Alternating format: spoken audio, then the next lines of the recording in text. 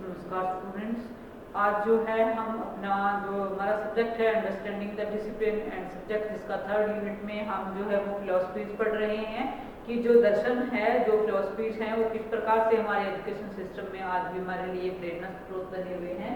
तो उसमें जो है हम दो philosophy, Vedanta philosophy and Sankhya philosophy जो है वो कंप्लीट कर चुके हैं। नेक्स्ट हमारा इसमें आता है हमारा बुद्धिज्म या बौद्ध दर्शन, जिसको हम कहते हैं कि बौद्ध दर्शन का जो है वो हमारे जो भारतीय हमारी जो शिक्षा प्रणाली है उसमें क्या योगदान है, उसको विकसित करने में, उसको समृद्ध करने में कितने जो है वो ये जो इज्म है हमारा बौद्धिज्म जो है वो कितनी हमें प्रेरणा देके जाता है, कितना योगदान इसका है। तो इस विषय में हम पढ़ने जा रहे हैं। जो बौद्ध धर्म है और जो जैन धर्म है, दोनों नास्तिक धर्म की श्रेणी के अंतर्गत आते हैं स्टूडेंट्स, ठीक है। और जो बौद्ध धर्म है, इसके जो संस्थापक हैं वो कौन है, हम सभी जानते हैं कि जो महात्मा बुद्ध हैं हमारे, वो जो है वो क्या है, इस धर्म के बौद्ध धर्म के प्रवर्तक हैं। बौद्ध धर्म के प्रवर्तक की बात करें तो महात्मा जो बुद्ध हैं, महात्मा बुद्ध जो है वो बौद्ध धर्म के मुख्य प्रवर्तक माने गए हैं। महात्मा बुद्ध बौद्ध धर्म के प्रवर्तक माने गए हैं। हम बचपन से ये चीजें पढ़ते आ रहे हैं, प्रवर्तक माने गए हैं। तो इन्होंने क्या है, इन्होंने जो बौद्ध धर्म के लिए क्या है, इन्होंने खुद जो है वो नहीं लिखे, लेकिन जो इनके शिष्य थे उन्होंने क्या है, उनके सिद्धांतों को जो है वो उन्होंने कॉपी का रूप दिया और उन्होंने इनके सिद्धांतों को, उनके जो उपदेश थे उनका संकलन किया था, ठीक है। महात्मा जो बुद्ध थे, इन्होंने अपना खुद से कोई ग्रंथ नहीं लिखा था, ठीक है। आप कहते हैं कि जो इनके उपदेश है, इनको आधार बना करके जो इन्होंने उपदेश दिए महात्मा बुद्ध ने, उनको आधार बना के ग्रंथों की रचना की गई। और जो धर्म, जो बौद्ध धर्म के नाम से जिनका प्रचार और प्रसार जो है वो समाज के अंदर किया गया, ठीक है। तो आगे हम चलते हैं कि इनके अगर थोड़ी सी बैक हिस्ट्री अगर जान ली जाए तो उनके पिता का नाम क्या था, इनके पिता का नाम था सुदोधन, और इनकी जो माता थी, उनकी माता जी का नाम था माया देवी, ठीक है। और इन्होंने, इनका पारिवारिक नाम क्या था, पहले इनका पारिवारिक जो नाम था वो था गौतम, ठीक है। इनका पारिवारिक नाम था गौतम, लेकिन बाद में क्या है, ये महात्मा बन गए थे, इसलिए इसका नाम नहीं था महात्मा, लेकिन इन्होंने महात्मा वाले काम किए। और जन्म के समय क्या है, जन्म के समय भी इनका जो नाम था वो क्या था, वो सिद्धार्थ था, सिद्धार्थ, ठीक है, ये इनका नाम था। और सिद्धार्थ के स्थान पर इनका जो पारिवारिक नाम था वो गौतम था। लेकिन बाद में क्या है कि इनकी एक मौसी थी, सौतेली माता, जिसका नाम था महाप्रजापति, उन्होंने इसका पालन पोषण किया था। और माया देवी का क्या था, जो इनकी माता जी थी, उनका देहावसान हो गया था इनके बचपन के समय में ही, ठीक है। और जो गौतम थे, बचपन से क्या थे, बड़े ही शांत स्वभाव के थे, बड़े ही निर्मल स्वभाव के थे, लेकिन इनको क्या है, इनको जो गृहस्थ जीवन था वो रास नहीं आया और उन्होंने संन्यास ले लिया। संन्यास लेकर के इन्होंने क्या किया कि जो राजकीय भोग विलास के प्रति उनका जो रुख था वो क्या था, उदासीन था। तो क्योंकि इनको ये चीजें नहीं पसंद थी और सुख सुविधाएं जो जीवन की थी इनको नहीं पसंद थी, इसलिए इन्होंने क्या है जो है वो इसी सत्य की खोज में निकल पड़े थे। और इन्होंने जो ग्रंथ बौद्ध धर्म के संबंध में जो संकलित साहित्य है वो क्या है, त्रिपिटक के नाम से जाने जाते हैं, जो कि इनके शिष्यों ने लिखा। इनको हम क्या कहते हैं, त्रिपिटक,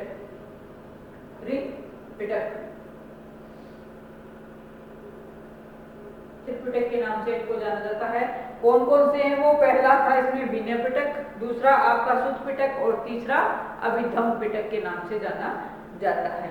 अब जो है, अब जो महात्मा बुद्ध थे, इन्होंने क्या है, मेनली 4 आर्य सत्यों की बात की थी इन्होंने, 4 आर्य सत्य। ये क्वेश्चन यहाँ कई बार शॉर्ट आंसर में भी पूछा जाता है कंपटीशन एग्जाम में कि 4 आर्य सत्य कितने हैं, तो 4 आर्य सत्य जो है वो इन्होंने दिए। कौन कौन से थे, बड़े ही इंपॉर्टेंट आर्य सत्य हैं जो आज भी, जो आज के संदर्भ में भी जो है इनकी उपयोगिता है। 4 सत्य इन्होंने दिए। फर्स्ट था आपका कि ये जो संसार है ये क्या है, पहला है आपका 4 आर्य सत्यों की अगर हम बात करें,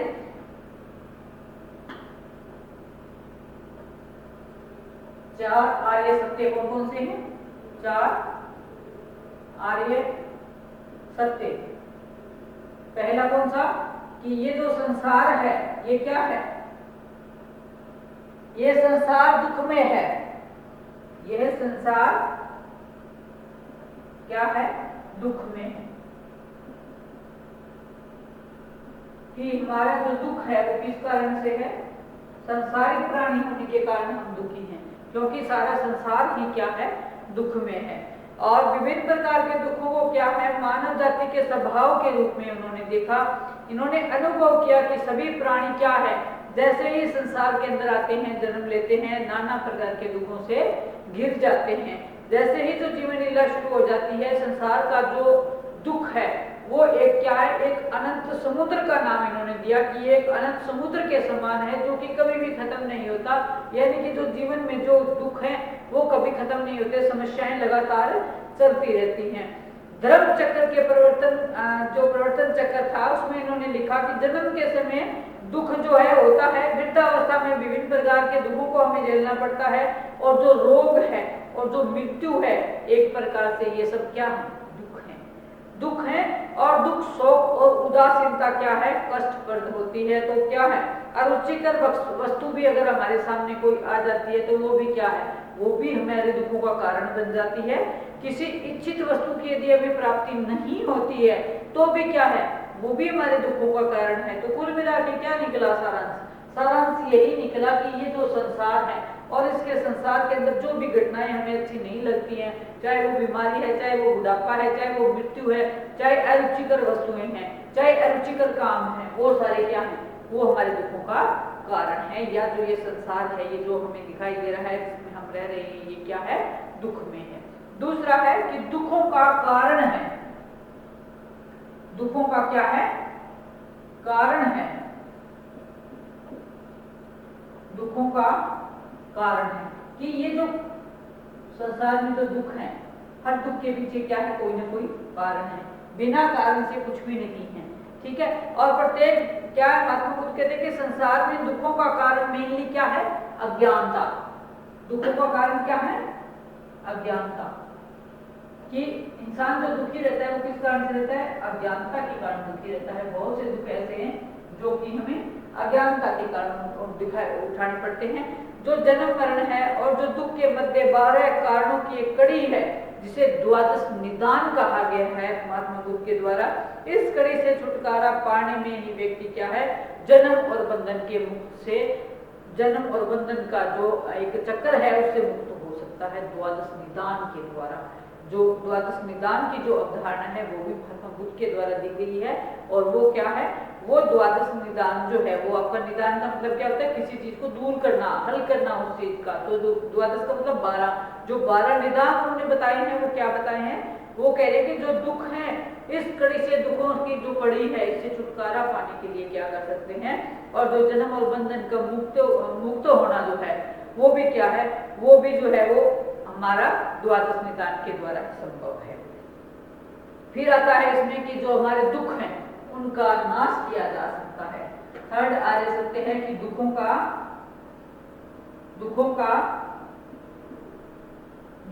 नाश किया जा सकता है,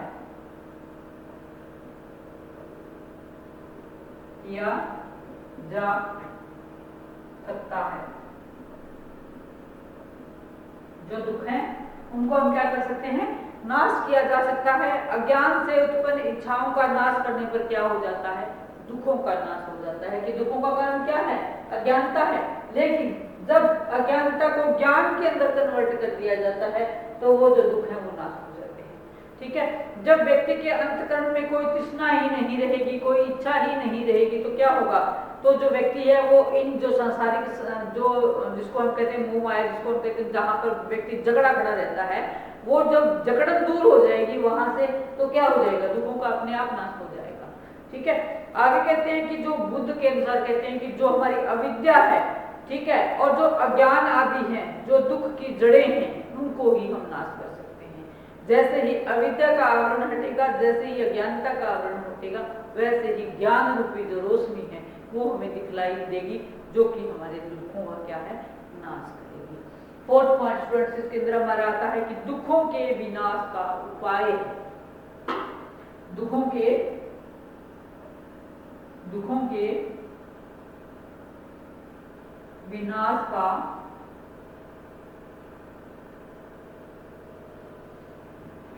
का उपाय है।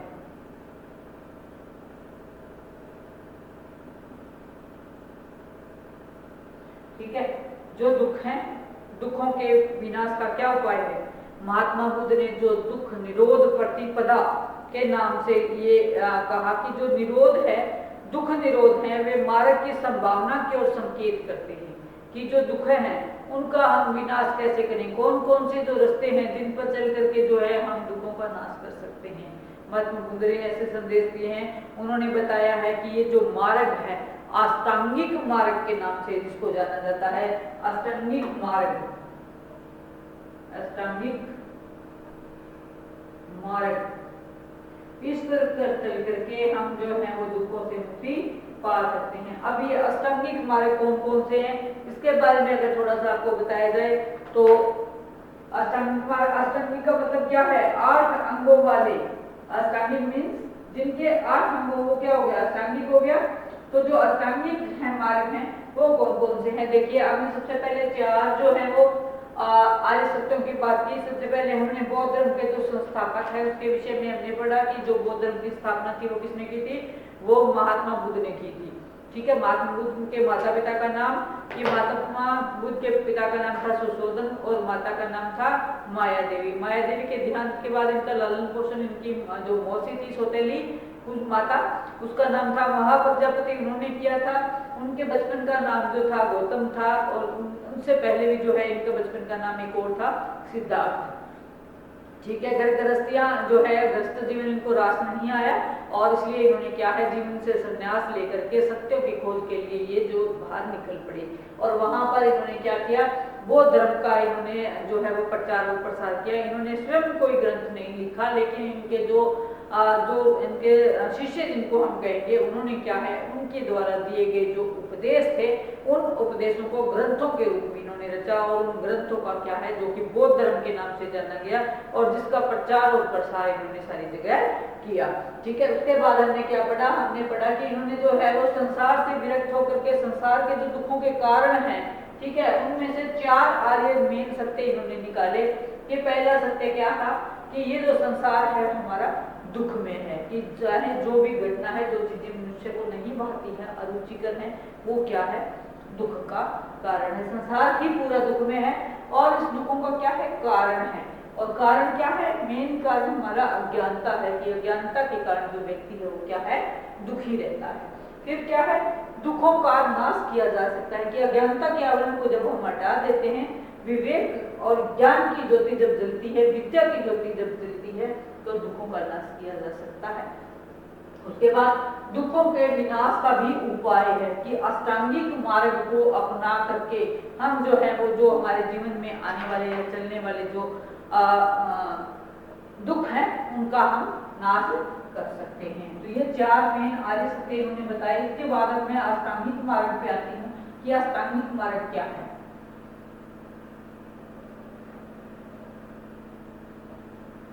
अष्टांगिक मार्ग में देखिए 8 मुख्य नाम जो हैं वो जुड़े हुए हैं, जिसमें से अगर हम बात करें तो पहला है हमारा सम्यक दृष्टि। पहला सम्यक दृष्टि। ठीक है, सम्यक दृष्टि में क्या कहते हैं कि मनुष्य प्राय अपने जीवन की निसारता को भूल जाता है। निसारता का मतलब क्या है कि हमारा जीवन क्या है, हमारा जीवन कोई ये नहीं है कि हम अजर हैं, अमर हैं, नहीं। एक टाइम के लिए ही हमें जीवन मिलता है और उसके बाद क्या है, हम जो है वो विषय भोगों में पड़ करके और इन सुखों की लालसा में जो हमारे जीवन की जो असारता है उसको भूल जाते हैं।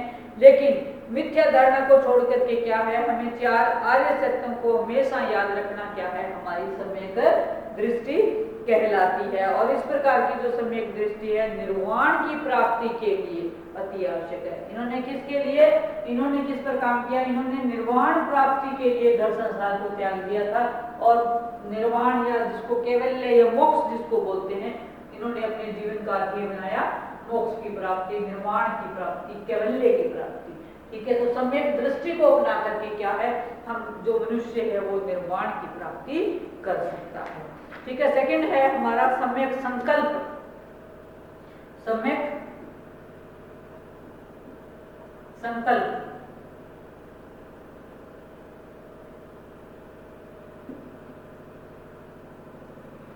सम्यक संकल्प को अपना करके हम क्या कर सकते हैं, मोक्ष प्राप्त कर सकते हैं। सांसारिक जो भोग विलास हैं, सांसारिक जो विषय वासनाएं हैं, उनसे दूर रहने का संकल्प जब हम धारण करेंगे तो उससे भी क्या है, उससे जो हमारा अंतकरण है वो राग से, द्वेष से और क्रोध, लिप्सा, काम वासना और क्या है, इन सब चीजों से विरक्ति हो जाएगी हमें। और हमारा जो जीवन है, ये जो मनुष्य का जीवन क्या है, जो एक जीव की दूसरे जीव के साथ जो स्वानुभूति होनी चाहिए, उसके लिए क्या है, हमें सम्यक संकल्प लेना चाहिए कि हम जो है वो दूसरे जीवों से प्यार करें, दूसरे जीवों की रक्षा करें। और इन जो सामाजिक जो ये हमारा दायरा है, जिसके अंदर की जो मैंने अभी बताया कि जैसे हमारे भोग विलास और जो ये क्रियाकलाप है, राग, द्वेष, हिंसा, इन सब को हमें त्याग देना और जो है वो एक अच्छे काम के लिए संकल्प लेना, दूसरे के प्रति सहानुभूति का संकल्प लेना, ये ऐसा एक संदेश इन्होंने दिया। ये था हमारा सम्यक संकल्प। इसके बाद हम क्या बात करते हैं, हम सम्यक वाक की बात करते हैं। सम्यक वाक,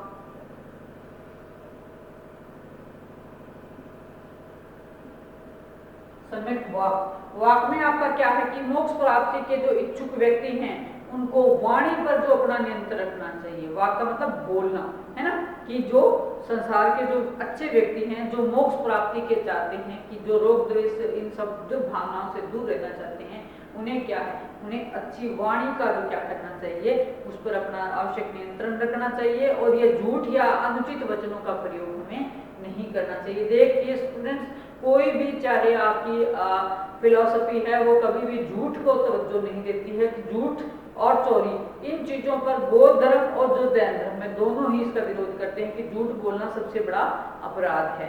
ठीक है, तो हमें इस तरह से नहीं बोलना है। हमें जो है वो जो सम्यक वाक को रखना है सॉरी, और वह सदा क्या है, सत्य बोले और सत्य वचनों की रक्षा करे।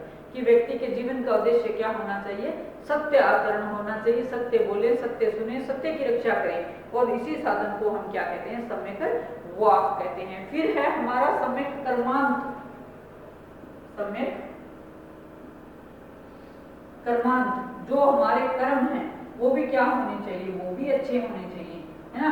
कर्मांत का मतलब क्या है, जो कर्म है व्यक्ति के, कर्मों पर नियंत्रण जरूरी है। कर्म क्या है, कर्मों के अंदर हिंसा भी आती है, दूसरों का जो धन चुराना है वो भी आता है। किसी जो कुछ भी अगर हम इंद्रिय भोग है उसके लिए अगर हम कुछ भी करते हैं अपने जिसको हम कहेंगे कि इंद्रिय भोग, जिनका नाम हम देते हैं, ठीक है, सभी समझदार हैं, सभी बड़े स्टूडेंट्स होते हैं इस बीएड लेवल में, तो सभी समझदार हैं, तो इन चीज़ों को ज़्यादा वो हमें क्लैरिफाई करने की आवश्यकता नहीं होती है। लेकिन जो हमारे कर्म है, संक्षेप में यही कहूँगी कि जो हमारे कर्म है वो क्या होना चाहिए, अच्छे होना चाहिए। हमें बुरे कर्मों से बचना चाहिए, बुरे कामों से हमें बचना चाहिए। फिर इन्होंने क्या संदेश दिया, इन्होंने कहा कि सम्यक आजीव, सम्यक आजीव,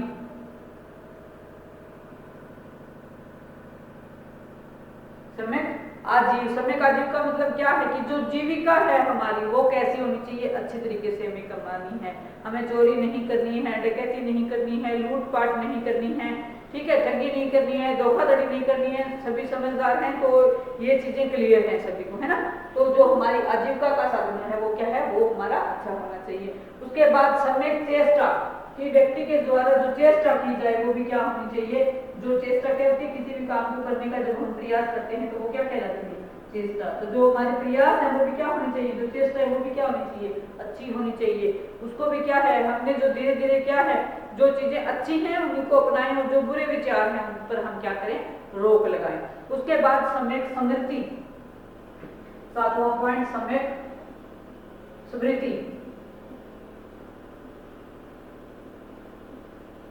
जो हमारी स्मृति है, जो हमारी याददाश्त है, ठीक है, शरीर का उचित शरीर का निर्माण करना, उचित अंतरात्मा का विकास करना, उचित मस्तिष्क का विकास करना सम्यक स्मृति पर ही निर्भर करता है।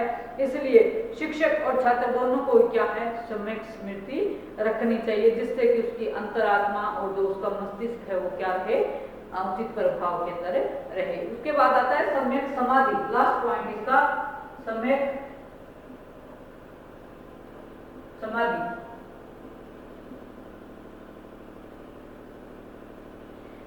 सम्यक समाधि क्या है? महात्मा बुद्ध कहते हैं कि यदि उक्त 7 सोपान व्यक्ति के जीवन का अंग बन जाते हैं तो व्यक्ति का जो मन है वो क्या है, एकाग्र हो जाता है और समाधि की स्थिति प्राप्त कर लेता है। और ऐसी स्थिति उत्पन्न होने पर मनुष्य को क्या हो जाती है, मोक्ष की प्राप्ति हो जाती है। यानी कि जीवन के अंदर जब हम ये सत्कर्म करते हैं, हम सम्यक दृष्टि अपनाते हैं, अच्छे कामों को करने का जो है वो संकल्प लेते हैं और अच्छी वाणी का प्रयोग करते हैं, बुरा किसी को नहीं बोलने का जो प्रयास करते हैं, अच्छे कर्मों को जब हम करते हैं और जो हमारी आजीविका का साधन है उसके अंदर भी जो है हम पैसा कमाने के लिए या आजीविका कमाने के लिए जब हम बुरे चीजों का त्याग करके अच्छी चीजों को जीवन के अंदर ग्रहण करते हैं तो वो, और फिर क्या है, जो हमारी चेष्टाएं हैं, जो ये हमारे प्रयास हैं, तो ये भी क्या है, ये भी जो है वो हमारे लिए क्या है, हमारे लिए हमारे जीवन को अच्छे से चलाने के लिए क्या है, जो चेष्टाएं हैं हमारी सम्यक होनी चाहिए, अच्छी होनी चाहिए। और जो हमारी स्मृति है उसके अंदर भी क्या है, जो शरीर का निर्माण मैंने बताया कि उचित अंतरात्मा का विकास जो है, ठीक है, और उचित मस्तिष्क का विकास है ना। हमने क्या करना है, अगर हमारा मस्तिष्क सही सोचता है, अगर हमारा दिमाग सही से काम कर रहा है, हमारी अंतरात्मा का हम विकास करने के लिए काम कर रहे हैं, तो जब इन सब गुणों को जीवन के अंदर हम धारण करते हैं तो जो हमारी समाधि की अवस्था हमें अपने आप ही, हम जो क्या है इतने एकाग्र हो जाएंगे, इतने अच्छे कर्मों में लिप्त हो जाएंगे कि हमें जो है वो सम्यक समाधि का जो स्थान है वो स्थिति जो है वो हम प्राप्त कर लेंगे। ठीक है, तो ये थे बौद्ध धर्म के मेन जो है हमारे अष्टांग मार्ग जिनको कि अपनाया जा सकता है जीवन के अंदर। और क्या है कि बौद्ध धर्म ने जो है 3 भागों में इनको बांटा था, शील, समाधि और प्रज्ञा। ठीक है, आचार को, किसको, आचार को, बौद्ध धर्म ने आचार को 3 भागों में बांटा था, शील, समाधि और प्रज्ञा।